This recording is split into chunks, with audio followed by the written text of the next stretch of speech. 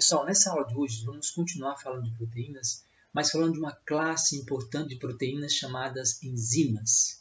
Enzimas são moléculas muito importantes para os seres vivos porque não existe metabolismo sem enzimas. O metabolismo compreende uma série de reações químicas que acontecem na sua maioria dentro de uma célula. E essas reações químicas elas estão relacionadas à produção de novas moléculas, que a gente chama de anabolismo, ou à quebra de moléculas para gerar energia, que a gente chama de catabolismo. Seja um tipo de reação na qual a célula armazena energia ou ela libera energia a partir das moléculas, né, envolve a participação de enzimas. Significa que as reações químicas que acontecem dentro da célula, elas têm que acontecer muito rapidamente. Eu tenho que catalisar, ou seja, aumentar a velocidade dessas reações para que seja compatível com a vida. Certas reações químicas, elas até acontecem sem enzimas. Entretanto, elas demoram muito a acontecer, o que é incompatível com a vida, né? Por exemplo, se você comer celulose, é provável que você vai eliminar, uma grande chance, né? Na verdade, você eliminar essa molécula inteira sem alteração alguma. Por quê? Porque você não consegue quebrar as ligações químicas que formam a molécula de celulose, que são moléculas de glicose, conforme nós já vimos, uma série de moléculas de glicose ligadas entre si por uma ligação específica, e essas ligações teriam que ser quebradas para liberar a molécula de glicose e o nosso intestino absorver. Sem enzima, dificilmente essa ligação química é rompida. Portanto, quando nós comemos celulose, essa molécula é praticamente eliminada inteiramente, tá certo? Não aproveitamos. Outros animais, né, como insetos e ruminantes, apresentam no seu interior uma relação entre eles e micro-organismos que produzem enzima que digere, né, a celulose. É a palavra de novo, né, enzima. Quer dizer, sem a enzima celulase nós não conseguimos aproveitar a celulose, tá bom? Então é importante que a gente reconheça isso aqui. Existe uma série também de outras funções que são muito importantes para a manutenção da vida, do funcionamento das células, que dependem de enzimas. Então você está agora me assistindo, me ouvindo, porque uma série de reações químicas estão acontecendo em suas células e essas reações são catalisadas por enzimas. Se você não tivesse uma dessas enzimas, é provável que você não estaria fazendo isso agora. Certo? Então, vamos aprender um pouco mais sobre essas importantes moléculas.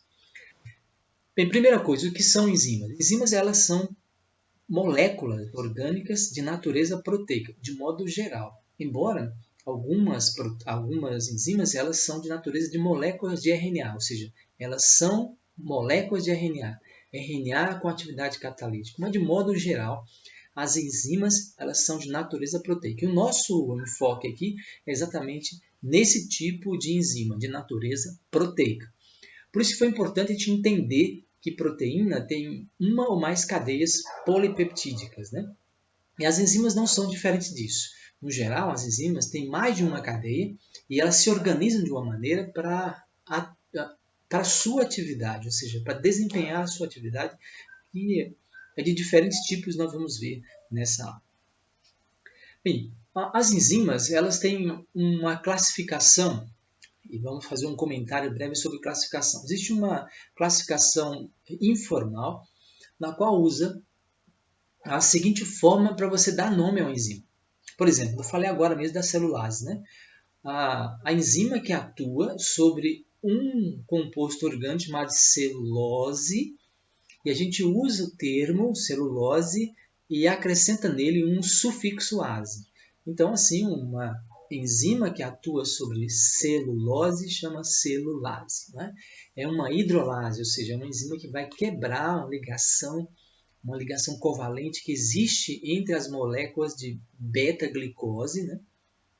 Liberando essas moléculas para que o organismo possa absorver. Então, outros nomes, como por exemplo lipase, que atua sobre lipídios, né?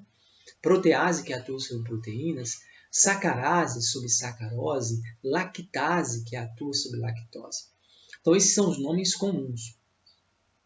Mas essa não parecia uma regra interessante do ponto de vista de classificação formal. Então, um comitê internacional resolveu classificar as enzimas. Qualquer enzima que for descoberta, ela tem que ser inserida em 6 classes. Vou abrir a figura aqui para que você perceba. São classificadas de acordo não é, com a sua atividade, com o seu mecanismo de ação. Então, uma enzima, por exemplo, que participa de reações de oxirredução, nós vamos estudar isso quando estiver falando sobre metabolismo energético, tá bom? Nós vamos ver uma série de reações desse tipo aí.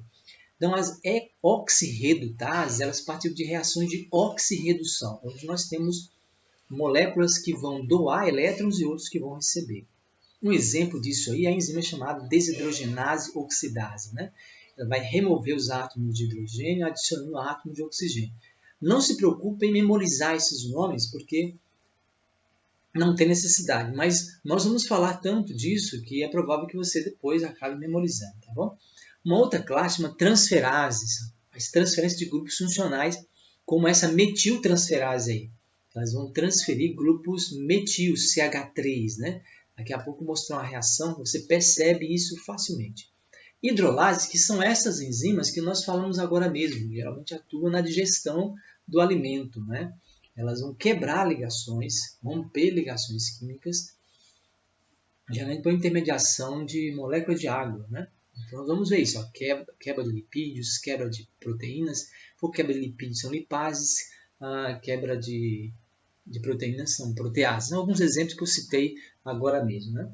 Nós temos aquelas que são chamadas de liases, que são enzimas que também quebram ligações duplas, né? Chamada descarboxilase, um exemplo, remove CO2. Vamos ver isso também quando estivermos falando sobre metabolismo energético. Isomerases, o tipo de reação, elas isomerizações, produzir geralmente moléculas que são isômeras, né? Você tem o isômero cis e o isômero trans, e são enzimas que convertem uma forma na outra. Cis, trans, isomerases são exemplos aí dessas que vão converter formas, tá certo? Cis em trans, conforme vamos ver também no metabolismo energético. É o nosso próximo assunto, né? Então, interessante reconhecer essas enzimas agora. E as ligases, que são enzimas que estão envolvidas com a formação de ligações, tipo sintetase, combina dois grupos químicos, né? Vamos ver também que um tipo de ligase envolvida na síntese de DNA, até chamada de DNA ligase, ela vai exatamente formar uma ligação entre nucleotídeos, certo? Entre determinados grupos químicos que tem ali no nucleotídeo. Vamos ver depois esses detalhes também, tá bom? Então, interessante aqui que essa é uma classificação formal, tá bom? Como que o Comitê Internacional classifica qualquer enzima que é descoberta. E tem os nomes específicos que fogem ao escopo aqui dessa aula. O nosso tempo é curto, não dá para dar mais exemplos do que isso, tá bom? Ok, o que mais eu preciso saber sobre essas importantes moléculas, enzima e substrato? E para que uma enzima ela consiga atuar sobre uma molécula, é preciso que haja uma interação específica entre os dois. Então a enzima ela deve apresentar um sítio, como se fosse uma bolsa, né, que existe na molécula, que é determinada por uma sequência específica de aminoácidos. Sequência específica de aminoácidos quer dizer que tem cadeias laterais específicas, na qual a substância, que a gente chama de substrato, vai se ligar. O primeiro modelo proposto foi o modelo chave-fechadura, mas esse modelo não é muito adequado, né? Porque parece que a enzima está ligando a seu substrato em o seu estado basal. E na verdade não é, preciso ganhar energia primeiro e com o estado de transição, vamos daqui a pouco, para que ela possa se ligar e assim promover a reação, seja de quebra de ligação ou seja de formação da ligação. Mas a ligação é específica mesmo, como a chave é para uma fechadura. Não tão rígida, né, como é o caso de encaixar perfeitamente, de ser perfeitamente complementar. A enzima se liga, na verdade, ao seu substrato no seu estado de transição, não no estado basal. Então, é preciso que um pouco de energia seja ganha para que ocorra a ligação entre enzima e substrato e assim ela consiga realizar a reação química. Essa reação, são de vários tipos, nós vimos agora nos exemplos, né, de enzimas, das classes de enzimas, vamos entender melhor daqui a pouco sobre isso. Mas a reação, ela acontece de que maneira? Deixa eu aumentar aqui essa aqui para você ver. Ó. A reação é essa, você tem aí E representado pela enzima e o S pelo seu substrato, né? Aí forma um complexo que acontece exatamente no seu estado de transição, o complexo enzima-substrato. Vai haver formação do produto representado pelo P e observe que a enzima foi liberada intacta, íntegra, completamente. Então, observe que a enzima ela participa da reação química, não é? Promove a reação química, mas ela não faz parte dos produtos, tá certo? Do produto dos produtos que são gerados. Ela volta a atuar novamente sobre o substrato, convertendo os reagentes em produtos. Então, naturalmente, observe que a reação química envolve a participação da enzima, mas ela não vai compor os produtos depois, ok? Ela se liga temporariamente ao substrato para promover a reação e liberar. Por exemplo, no nosso caso, se nós tivéssemos uma molécula de sacarose, né? Exemplo, tipo, aí o nosso substrato seria a sacarose, a nossa enzima seria a sacarase. A enzima que vai fazer o quê? Ela vai quebrar a ligação, uma ligação glicosídica que existe entre frutose e a molécula de glicose. Então, o produto liberado aí seria o que? Seria 2 monossacarídeos, um de glicose e o outro de frutose. E a enzima continuaria aí se ligando a novas moléculas de sacarose para promover a reação. Okay? Essa ligação é uma ligação específica, ou seja, a sacarase só vai permitir que a sacarose entre nesse sítio aí. Aqui, ó, por exemplo, é uma outra enzima, mas observe aí. Você tem a enzima enorme, né, e o substrato pequeno.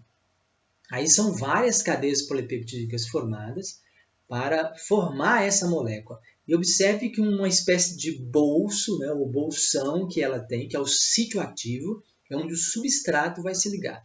Então, o substrato não vai se ligar a qualquer parte da enzima. Vai ligar numa região específica, que a gente chama de sítio ativo, que tem mais ou menos de 6 a 12 aminoácidos aí, tá certo? E as suas cadeias laterais têm que ser específicas para interagir com um substrato específico. Então, no nosso exemplo, se é sacarase, o substrato que vai encaixar, que vai se ligar melhor, né? Vai se ligar aí a esse sítio é a sacarose. Então, se fosse, por exemplo, lactase, a sacarose não se ligaria aí. Okay? Que a interação entre sítio ativo da enzima e o substrato ela não ocorre. Então, essa interação ela é específica. A relação entre enzima e substrato é específica. Assim, são com qualquer outras enzimas, tá certo? Acontece a mesma coisa. Importante, então, ter isso em mente. Então, a enzima ela tem o sítio ativo no qual o substrato vai se ligar. Tá certo? E aí a reação que vai ocorrer vai ser de transferência de grupos, transferência de hidrogênios, ou quebra de ligações, ou formação de ligação. Isso depende da enzima e do seu mecanismo de ação, tá bom? Mas é importante entender isso. A enzima tem uma região específica chamada sítio ativo, que corresponde a poucos aminoácidos, geralmente de 6 a 12, onde o substrato vai se ligar, okay? Para permitir que a reação química ocorra. Prosseguindo,